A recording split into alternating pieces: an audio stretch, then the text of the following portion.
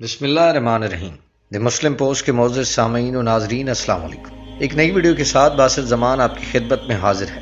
ناظرین، آج کی ویڈیو میں ہم جانیں گے کہ وہ کون سی ایسی 4 چیزیں ہیں کہ جن کے بارے میں آپ صلی اللہ علیہ وسلم نے حدیث میں فرمایا کہ اگر کسی کو یہ 4 چیزیں مل گئی تو ایسے سمجھو جیسے اسے دنیا کی ساری نعمتیں مل گئی۔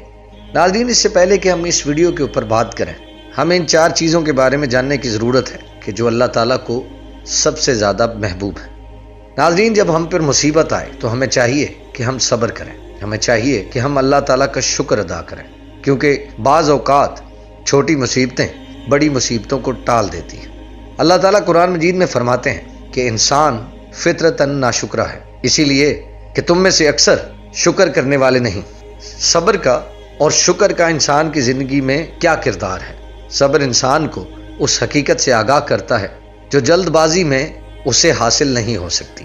مثال کے طور پر ہم پر کوئی مصیبت آن پڑے اور ہم اسی وقت کہیں کہ ساری مصیبتوں نے ہمارے گھر کو ہی دیکھ لیا، یہ کہنا غلط ہے، بلکہ اس وقت میں ہمیں یہ کہنا چاہیے کہ اے اللہ، تیرا شکر ہے کہ تو نے مجھے مصیبت میں صبر عطا کیا۔ اس وقت صبر کرنا ایسا ہی ہے جیسے کہ ایک مالی ایک باغ میں پودا لگائے اور پھر اس کے بڑے ہونے کا انتظار کرے، اور پھر اس کے بعد جب اس کے پھل کا وقت آئے تو پھل توڑنے سے پہلے ہی یہ کہے کہ میں نے اس پودے کو لگا کر اپنا ٹائم برباد کیا، جبکہ اس کے برعکس کچھ ہی وقت میں اسے اس کا پھل ملنے والا ہوتا ہے۔ اللہ تعالیٰ فرماتے ہیں کہ میں تمہیں مال، جان، مال کی زیادتی، مال کی تنگی سے آزماؤں گا، اولاد کے چھن جانے سے آزماؤں گا، اور اس طرح کی کئی مثالیں ہمارے ارد گرد موجود بھی ہوتی ہیں۔ تو آئیے بڑھتے ہیں آپ صلی اللہ علیہ وسلم کی اس حدیث کی جانب۔ آپ صلی اللہ علیہ وسلم نے فرمایا کہ جسے یہ 4 چیزیں مل گئی گویا اسے دنیا و آخرت کی بھلائیاں عطا فرما دی گئی۔ عرض کی گئی، یا رسول اللہ، وہ کون سی ایسی چیزیں ہیں کہ جن کے حصول سے